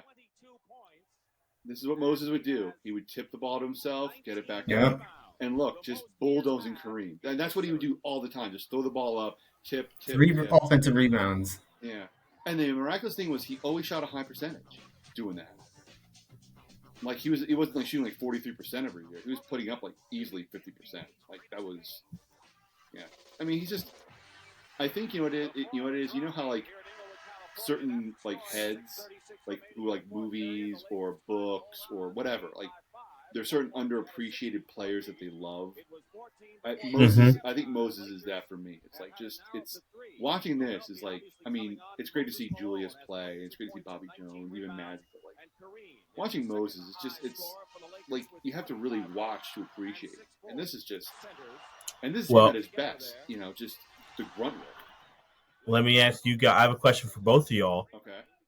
Do you guys think in another maybe 10 to 15 years, Tim Duncan, the way we're talking about how Moses is criminal, how he's forgotten, do you guys think that will be Tim Duncan in another 10, 15 years? Yeah. I think so. I think it's starting to happen already. Yeah, I agree. Like with him being out of like, you got Kevin Garnett, in sort of like the media, and like being visible. Chris Webber, like all these guys are still remaining like in everyone's mind. Tim Duncan is not, and we all know how great Tim Duncan was, but even though people still talk about him like as the greatest power forward ever, like I just think it's already starting to happen. No, I agree with you 100%. I think the fact that and the thing is, he doesn't have an advocate like Moses has with Charles Barkley. I don't know. I don't think anyone is going on TNT talking about how repeatedly how great Tim Duncan was, and the fact that he doesn't. I mean, when's the last time you saw Tim Duncan? His Hall of Fame speech, I feel like. Maybe the 75th anniversary. I don't know if he was there. Oh, yeah. Was he there for that? I think he was. I have a picture somewhere. But, like, he doesn't – he's not one to talk. And I think that's a big part now is if you're in front of the – like, there's Marcus Allen. Marcus Allen. There is no it's ridiculous to me that I see more of Reggie Miller than I do of than I do of Tim Duncan. Like, that doesn't make sense to me. Like, Reggie Miller's everywhere, and Tim Duncan is like, He's everywhere. You never see good for him. Good for Reggie Miller, but he is everywhere. I've seen him in more commercials now than I did when he was playing. Seriously, if I see that Wendy's commercial, him in a Wendy's commercial one more time, I'm going to lose my mind. It's like the Antonelli's Cheese Shop, or or that Snoop Dogg and Andy Samberg commercial for Corona. It's like this part of my life. Yeah, but I think that's why it's important, Pete, that you do what you do, and it's important that Jose and I do what we're doing, because I don't want to knock anyone down, right. But let's be real. And Reggie Miller, do I think he's a Hall of Famer? Yeah, and all that. But he had that moment. Yeah, I know how you feel about him, Pete. I have my feelings. We know. I know. I'll shut up. But let's be real. Reggie Miller has that moment in '94, which is a great moment, and that's lasted a lifetime. Compared to what Moses did, what a Tim Duncan did, it's no comparison. It's like mine, but because he did it at the Garden. If Reggie does that and he's playing the Hawks in the second round, we forget it. And I think that's where it's like it's important to have these shows like this or having you write the book, because it's like we're telling the story the way it should be. The fact that Moses almost guaranteed sweeping the playoff, he's one game off, and we just laugh because he didn't say 4-4-4. Yeah. He said fo. It's crazy. Yeah, it is. Even the ring has 5-4 on it. Exactly. It's cute for a second, and it's like, well, what's the man speaking? Like, you're turning him into an infant. Like, that's good. Right. But the thing is with Moses. Oh, now down to one now. With Moses and with Tim Duncan, like, they don't have like signature plays like Reggie Miller had. I think that's the other thing too. Like, they just won. Moses and Tim, they did their job. They did it extremely well. But there's no like moment where it's like, oh yeah, remember when Tim Duncan dropped like 65 against, the Lakers? The great rebound by Moses. Yeah, he's having plenty of moments here. Yeah, Moses doing work. I love the fact that he tips the ball to himself, keeps it up, and then just grabs it with two hands. Yeah, Rodman was the same way. Rodman did the same thing. Yeah. But it's funny too. Like, Rodman is so interesting because he was basically the same as Moses in the rebounding part of it, in the hustle part of it. But he made himself into a celebrity. Yeah. Yeah. He knew what he had to do. Mm-hmm. Good he copied what Bosworth and what Primetime. But yeah, good timeout. Yeah. Billy was a good coach. He knew. I mean, he knew that team so well. I think he was. He had, again, as Jeremy pointed out, Jack McMahon and Matt Gugas, and then for a while Chuck Daly helping him out. But still, yeah. But I think coming up, we're going to see Dr. J, and I think this moment should be talked about, what he does down the stretch here. Jump shots, yep, absolutely. And should be talked about what he does. Look at that, 9 boards in the quarter. Fourth quarter, yeah, he's killing them. 22-22. I think that we're close to the final totals. This is where Doc takes over. 22 and 22. And again, isn't close it out. funny? Like I don't think we're getting anything away here, but like Doc's signature moment in this series isn't a dunk. You know, like it's just it's a jump shot. Yeah. So it's really interesting to see. It's kind of that's why this season again, like I think it's kind of lost because it wasn't like a flashy like But here's the thing though, like the Rock the Baby the Sleep Dunk is January of this year. Yeah. And like there's no moment like that, I don't think, in this, like you don't have a moment like that in this playoff where it's like, immortalized. I think the closest should be there's two. Well, there's one that I see all the time, not immortalized, but it's number one, Mo Cheeks getting the dunk at the end. Yeah. Is always shown. Right. But Moses getting that and one against the Knicks where he goes like behind the back and then goes full court. Like that should be played more. Like that was incredible. And that kind of just shows you how great an athlete he was. Like he wasn't just a rebounding moose. Because that's hard to do. Like it's just to, I mean, people forget that he was coming out of high school in Petersburg, Virginia. Like he was the man. Like that was blue chips before blue chips. Where like everyone was coming to see Moses and trying to make a play for him. And Paul Nepper, who wrote a book on the '90s Knicks, he's actually. He's working on a biography of Moses Malone, which should be really good. He is. Yeah, I mean, I don't know if he has a publisher yet for it, but like it's I'm sure it's going to be great. Like he's already interviewed like 100 people for it, I think. No, I have his book. Yeah. Knicks of the '90s, which came out for Chris Herring's book. Right.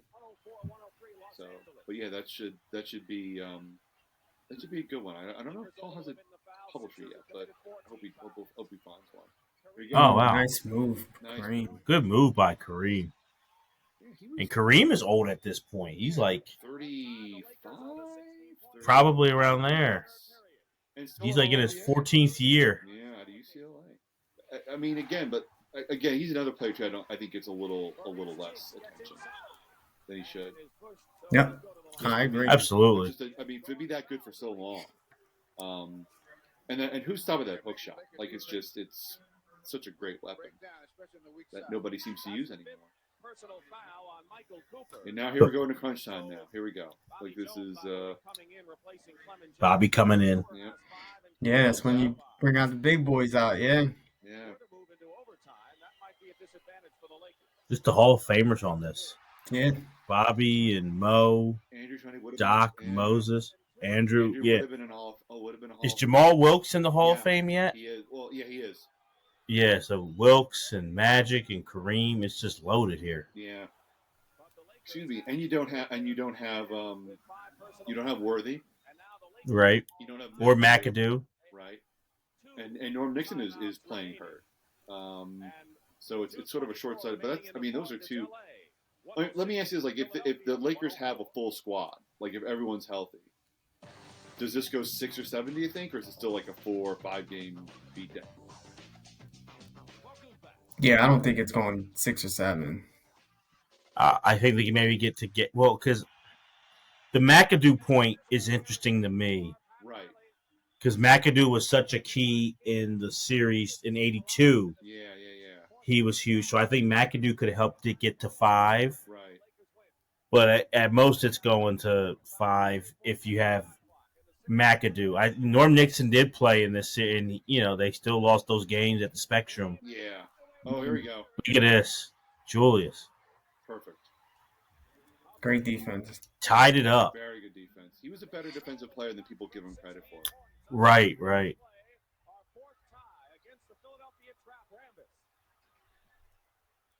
What's crazy though, and I think about that quote about Moses giving them confidence. Yeah. Usually, when you see that, it's a person or a player or coach who had won a title before coming to that team.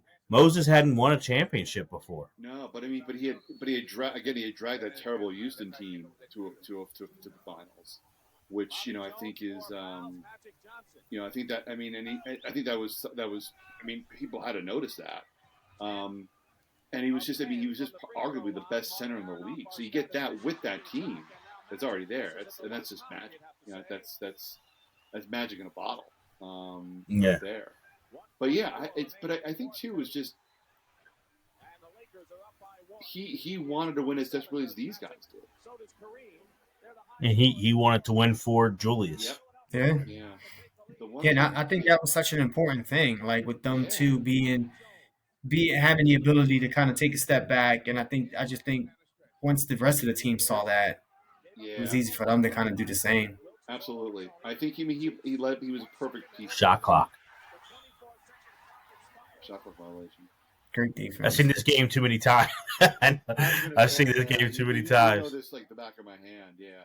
Yeah. It's so funny. We're going to come up with a part here where Julius hits the shots pretty soon, but it's like I interviewed Mark Kotz for this book, and who was Sixers, I think the Sixers media guy or one of the media guys, and he's in the locker room right now with Jeff Millman, the equipment manager, like watching this on a TV, just for closing his eyes. So yeah, here we go. And one. Oh, nice. Ooh, man. Nice. What a great play. I think again, it's so funny, but like at this time, he's the man, Julius Erving. Yeah. And now I think you're getting people that forget about him a little too easily. So, which is a shame. He was such a even without the whole like good citizen, ambassador of the NBA spiel. I mean, he was just such a beautiful player to watch. Like so graceful, just I don't know, just always got better. Like found other ways to round his game off. It's incredible. Here we go, man. Another good timeout. Philadelphia up by 1. Yeah, and Billy had that. He didn't last much longer after winning this because he kind of had that Doug Collins. He flamed out. He kind of left it all out there. Yeah, he was really intense. I mean, he was. Game 3. I mean, he was in his hotel room, bunkered down, looking at game tape, looking at game film. He was relentless, and I think. I mean, you have to imagine being in his shoes. He's been to 2 of these finals, lost. He's part of the 81 breakdown. The pressure on him had to be immense. I mean, I asked everyone, was there pressure? And everyone was like, not really. We kind of knew it was something, but there had to be pressure. I mean, I don't buy that necessarily. I think that's hindsight. Yeah. There had to be pressure on him to win, and there had to be pressure to finally get we owe you one off their backs. Well, and especially the way you described how Harold Katz was. Mm-hmm. Yeah, he's a new owner buying the team in '81. Yeah. And wanting to win, so that it's not like it's Mr. Dixon before who had been around. Yeah. It's a new ownership, so that pressure. Big free throw to miss there. Yeah, Magic missed one and Kareem missed one too. Yeah, Kareem was a good foul shooter. He was like around 75%, I think. He was. Mm-hmm. That's the thing with Kareem. He made his free throws. Yeah, I mean there was. Also, I mean, I'm sure too. Like people in the city wanted a championship. Like it was time. Like, I mean, to me, if you don't get Moses and you lose, like that would have been just. I can't imagine what the next year would have brought. Look at this. Here we go. On Magic too. Oh, big jumper. Huge jumper. Hit him with the jab step, backed him up a little bit. And Riley knows beautiful. Look at Riley. He's getting a little uncomfortable there. And I just say why this should be shown. I mean, don't get me wrong. Dr. J won the dunk contest in '76. Why was that 3? I'm getting yeah. This is a bad bad shot. But like, I don't know why we don't show this more for Julius. Just what he did down the stretch here is just beautiful. What's amazing is that he did it without dunking. Right. There was that one breakaway dunk, but like that was a defensive play, and then look at this. Here it is. Here's the dunk. Nice. Oh, running the court. That Moses dunk, I love that dunk. And then we have Mo coming up. Here we go. Well, look at Doc wants the ball too. Yeah. And there we go. And look at Billy's stone faced. Yeah, you can run that second. Only Bill Russell would say that. Right. Oh, what did Bill say? There's still 1 second left on the clock. And you hear Dick Stockton going, I don't think they're going to play it out. What are they up by? I can't imagine being a fan and having the ability to run on the court like that after a championship. I can't imagine. I would be. If There you it go. hasn't happened in Philadelphia, like what would the scene have been? It could have been insane. I can't imagine. Look at it. And this celebration I've watched a million times. Yeah. And they asked, I remember that line. They asked with Doc, wouldn't he mind winning it in Philly? And he said no. And they were like, why? He's like, I've waited 7 years. I don't want to wait anymore. And I'm like, that's right. Yeah, this is this is just it is. Oh, there's 24 and 23. Man. Yeah, that's a hell of a stat line. And it's funny. Look how this almost looks like a high school. Oh yeah. Right. Locker room. So Jeremy, how many times have you watched this? How many times has this been part of your viewing? I could say over 100. I'll be honest. Oh, wow. I can say over 100. I know this by heart. I could say this by heart. Yeah, and honestly, not just me, because of my family, everybody. Yeah. We've put this on a lot. Like this meant a lot. I mean, I think I said on the podcast, this was the last title. It was 25 years for the city. So this was the last one for a generation of people until the Phillies in 2008. And I was 19 when that happened. Yeah. So, I mean, it was, like I said, the pictures my parents had at being at that parade, that was the closest I had for a Philadelphia parade. I would watch other teams, other cities have them, but I wanted that experience. There is, I mean, that's the thing for you're right. For the longest time, it was Philadelphia's championship team, and it's funny. Like there was some love, I think, for the '93 Phils and for the maybe for like the but I mean, when you win, it's just so different. It's a different realm. It's there's Moses. Come on, yeah. It's all right. It's so funny. Yeah, it's just that's wonderful. I mean, I wish I had watched that a little bit more before I wrote this thing, but it's so nice to see that, and it's so nice to, again, like you see the joy in their faces. There was just relief. I mean, I remember talking to somebody for this. I think it was Don Sperling of NBA Entertainment. Like he said, you just feel the relief in that locker room. Like it was just all this work and all this struggle to get to the top, and finally, Julius gets it. And again, like I think we forget just how beloved Julius was. And there's another interesting point of this too that I wanted to bring up. I talked to George Gervin for this article, and it didn't make the cut because again, like there's just so much you can put in. But he said something interesting. He said, when Doc won this, it really did in a way it legitimized the ABA. Because he was he was like the star of that league, and so many of the players had come on and had super success in the NBA. But if you look back, and you made this point, no ABA star had really won a championship. Like if you go after 76, so in fact you could say that 77, that's sort of with Sixers losing is sort of a rebuke to that notion of the ABA being like a superior league. But he was right. And I thought about, like, if you look at 78, 79, Sonics, Bullets, go down to the Lakers, go down to the Lakers in 80, and then the Celtics, and then 82's Lakers again. There really isn't like an ABA guy leading the charge there. And here was, and if you want to count Moses in that, let's say, Moses too. You have two guys that were that one came of age in the ABA, and the other was the ABA. I mean, without Julius Erving, there's no ABA. And I thought that was a really, really smart point that he brought up. That really was sort of the cherry on top for the ABA.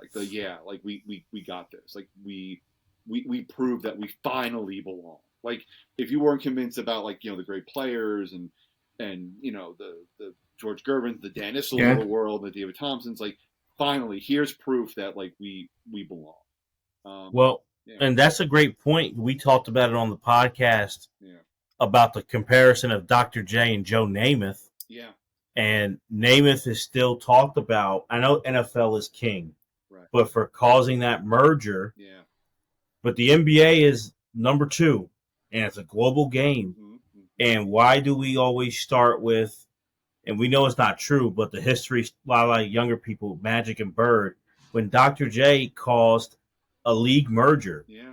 And more single-handedly than what Joe Namath did, honestly, in a way. Yeah. No, I mean, I think it's funny. I think with it's funny because if you look at both men, they were really sort of just ready-made for the camera, but their life after basketball has been a little. It's been hard for them to find their footing.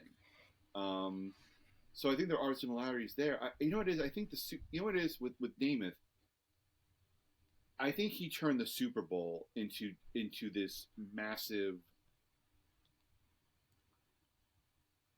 event. I mean, I think the guarantee, and then Super Bowl, then again, like the NFL slowly getting traction, and the Super Bowl coming this event. I think that really helps cement his place in the game's lore in a way that Julius just couldn't quite get. Because again, I mean, we think because the Super Bowl is almost like a national holiday, and in a lot of ways, like Joe Namath is sort of. He's a major part of that. Like he's a major part of that. And look, the finals is played worldwide, and again, like the NBA will happily trot out all the stats about, it was X number million of people in this many countries. But with the Super Bowl, it still captures the attention of a nation for one day, and I think that's the ultimate victory. I think for Namath is that he on the day when sports has one stage, he dominated and made it happen. But yeah, I mean, I think with Julius too. I mean, I think with Julius, it's Michael came along and that was it. It's everything after Michael Jordan. It just became Julius got too easily forgotten, which is a shame because again, he was. I don't think there's no modern NBA without Julius Erving, without question. There's no modern NBA at all. And again, like you could say, oh yeah, well Kobe was better, or Steph, or this or that, but like the proof's in the pudding. Like without Julius Erving, there is no NBA. There's no Michael Jordan. There's none of this. And it's kind of and I think with Bill Russell gone. I mean, I think he's maybe kind of entered that elder statesman role of sort of walking deity. But yeah, I don't know. But even though he doesn't have Bill Russell's social activism and his gravitas in that area, but it's going to be interesting to see what the next 10 to 15 years bring to Julius Erving. It's going to be really interesting to see what we think of him now. No, no, that's a good point. I agree. I don't know. And we'll see.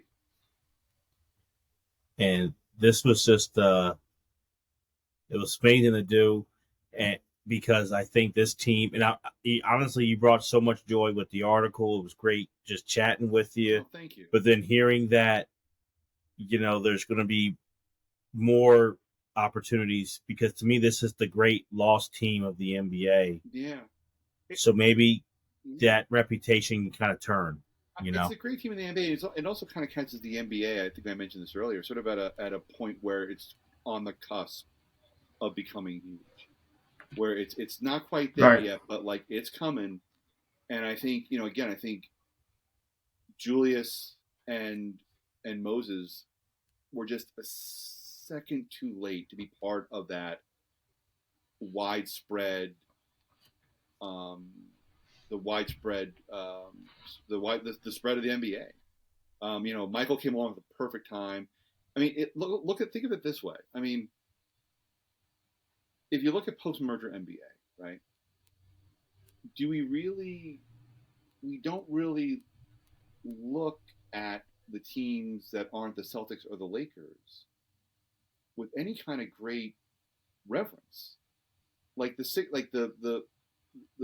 Trailblazers of '77, kind of, sorta, but like, when's the last time you read anything about the Sonics or the Bullets, like from '78, '79? Like, it's basketball was such a the NBA was such a small, really a mom and pop organization back then, and I think it really took CBS doing what it did with its television coverage.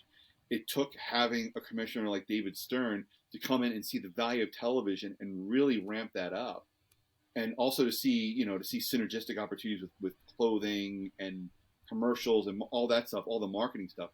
And it took someone like Michael Jordan to embody all of that stuff, to become a vessel for what David Stern wanted the NBA to be. So it's just, again, the biggest stumbling block to historical reputation, I think, is timing. And with Julius and Moses, it was just bad timing. Nothing on them; they were great players and they were influential Right. players, but the timing just stunk for them and that team. no doubt, no doubt. Jose, do you have any final things you want to add to this before we close it out? No, I just Pete, man. As always, thank you. As always, man. It's always a pleasure to have you. No, it's great. I love talking to you guys, and you got look. I mean, I'm sorry I blabbed on, but the thing is, like, you guys are so informative, No. and you're so passionate about this, and look. I mean, you clearly have a grasp on sports beyond just who wins and who loses. And it's just, I mean, not to sound all like schmaltzy, but I love talking to you guys because it puts sports into a framework that I think more people would enjoy if they just thought of sports as more than just a reflection of what's on the court or the field or whatever. So it's always a pleasure talking to you guys, and and I appreciate you, and it means that I must be doing something right if two smart guys like you are willing to put up with my bullshit for the better part of 2 hours. So thank you. It's always a thrill to do this, and it's yeah. I mean, it's I'm glad we could connect again. This was fun as always. Even though watching this, it's so funny. Like I watch this and I'm immediately going through like the article, and like, oh, I should have put that in, and this was, but part of that is like, it's just to be able to do that, and to be able to talk about it, and to just have this conversation. It's a nice reminder of why I do this, because I do think that when you write something, when anybody writes anything, you want to be able to have a conversation about it. You want to be able to talk about it more than just what was on the page. So I think that's why I love listening to podcasts where authors are able to talk shop and talk about what they did, because again, when you guys come in, you have such good questions, you bring up some good points. It really does. It really does kind of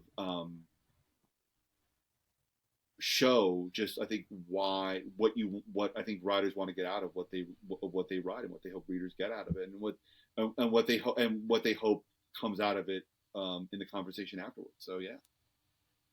No. Well, we appreciate those kind words, man. Yeah. And it means a lot. And you being a friend of the show and coming on has meant a lot, and been some just great times. And we don't want it to be, I mean, we've talked and we've messaged in between, but we don't want it to be another year and a half before you come back on this show, man, because we love chatting with you. No, I do too. I mean, I'm I can't believe it's been a year and a half. I mean, I have no idea where the time goes, but yeah, if you guys ever want to have me on to talk about, I don't know, the '84 Padres, that's coming. That's another anniversary coming up. Oh yeah. Yeah, no, I mean, I'm happy to do that. It's fun. Like, again, the thing too about, like, when you write something, like, it kind of just, it's nice to be able to talk about it again. Because again, like, these things, like, if you talk to anybody who writes a book, I know you guys have had authors on. Or an article, even if you're working weeks or months on something, you've got to love it. Like, you've got to want, and so I think it's always nice to be able to just talk about it again, because it's nobody spends that much time working on something unless they love it, and that's so. Yeah, right. I mean, anything I write is sort of in that vein. It's like, well, I'm spending 3 months writing something because it's a joy to do. And if it when it stops becoming a joy, I got to find another occupation, which is problematic because I'm skilled in nothing. So I don't know what I would do. I don't think I can shovel stables or I don't know, do something something that doesn't require any kind of refined skill. I have none of those. So there we go. Pete, you're the man, Pete. Absolutely. So, fellas, thank you. This is a lot of fun. Thanks to our amazing guest, Pete Coratto, for my tag team partner, Mr. Jose Ruiz. I'm Jeremy Dove. Thank you guys for watching Bigger Than the Game with Jeremy and Jose. And we will put Pete's article, like we did for the podcast. That'll be, you can click the link in our notes here on YouTube. So, because read that, and then come watch this with us, because it'll really be helpful, and it's a great article, and he did an amazing job as always. So thank you guys for watching Bigger Than the Game. Take care. Peace.